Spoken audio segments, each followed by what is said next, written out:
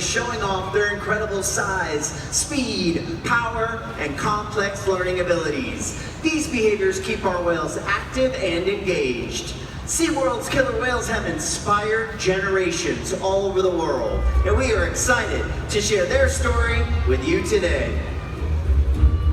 Killer whales are the ocean's top predator.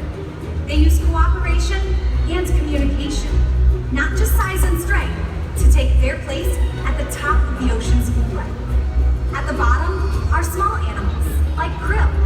At the top, the apex predator, the killer whale.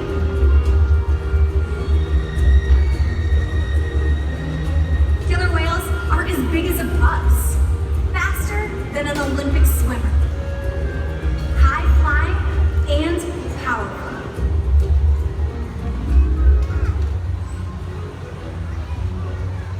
We're going to see all of that and more. These behaviors contribute to an environment that is full of enrichment. We spend days, weeks, months, and years building relationships with our whales. This creates trust, and that allows us to do some amazing things.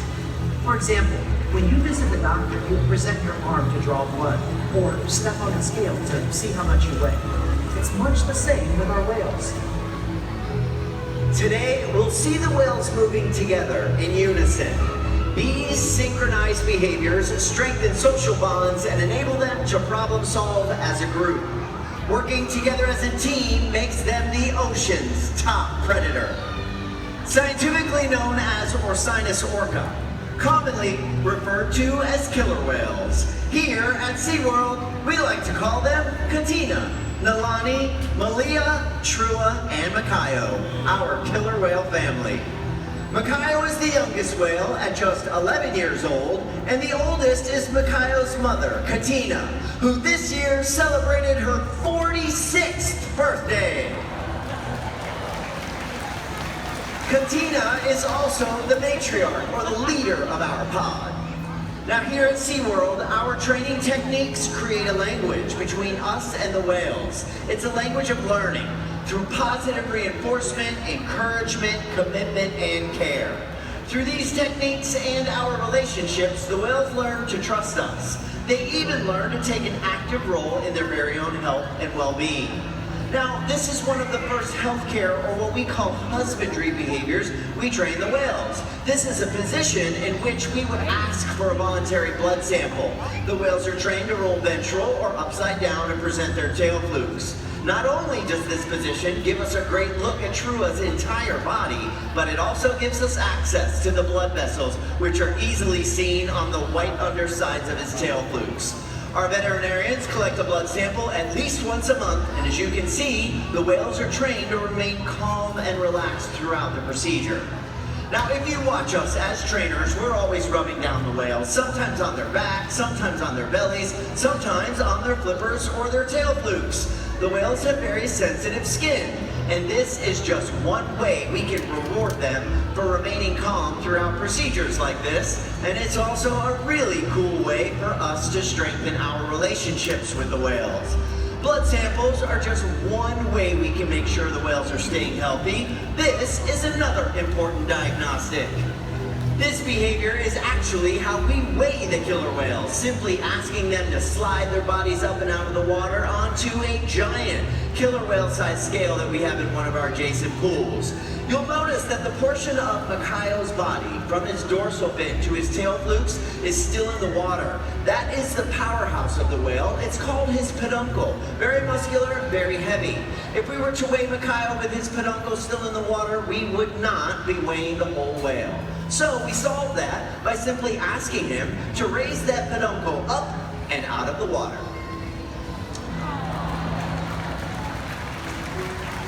Training this posture enables us to ensure accuracy so that we know the younger whales like Makaio are growing properly and that the older whales are maintaining a healthy weight.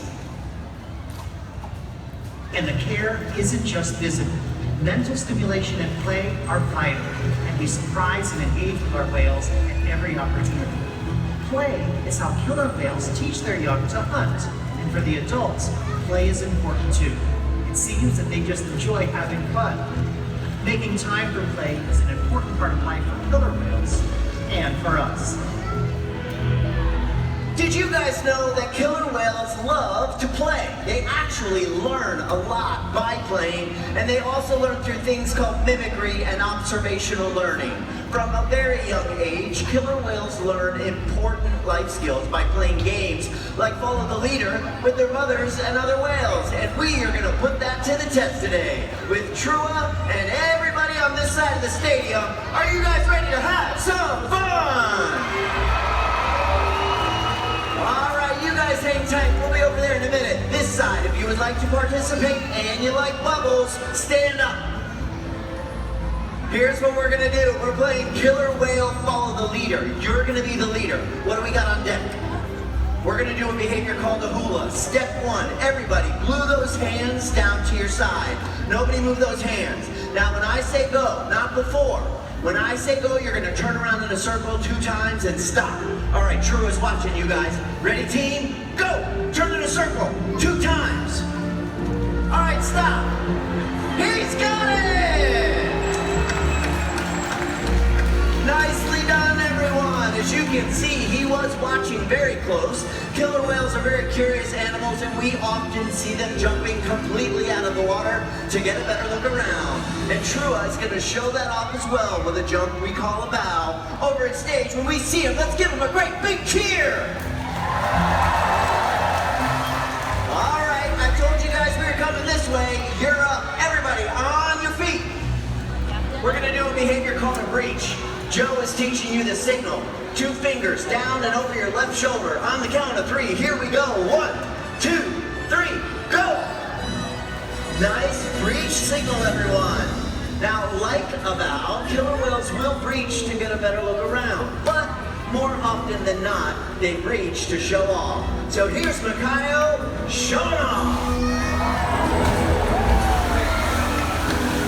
Folks, let's hear it for the whales and our awesome volunteers. As you can see, killer whales are amazing athletes, and they can eat several hundred pounds of food every day. In the wild, killer whale diets vary depending on where they live and time of year. Unfortunately, overfishing, pollution, and other factors are having a serious impact on some killer whale populations. Killer whales are impressive animals, and it's pretty obvious why they're the top predator in the ocean. That means killer whales are invincible, right?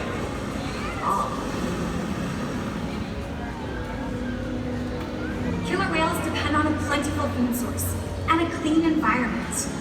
They're completely dominant, yet completely dependent. When it comes down to it, killer whales are not the most powerful animal in the ocean.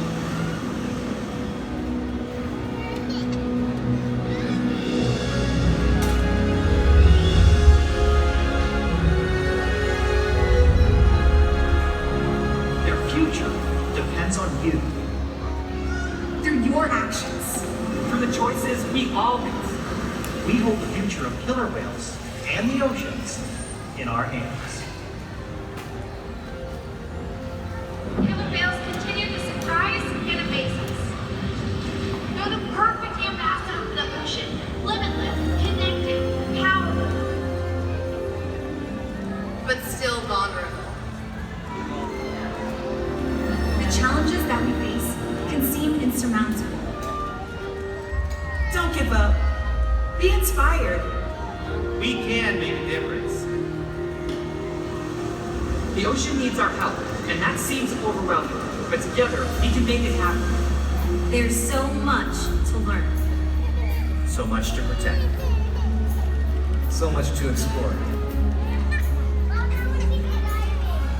The killer whale story is still being written. And there are simple things we all can do to make a difference. All it takes is one choice. One positive act. One ripple that can grow and grow. And change the world. Together, we've got this.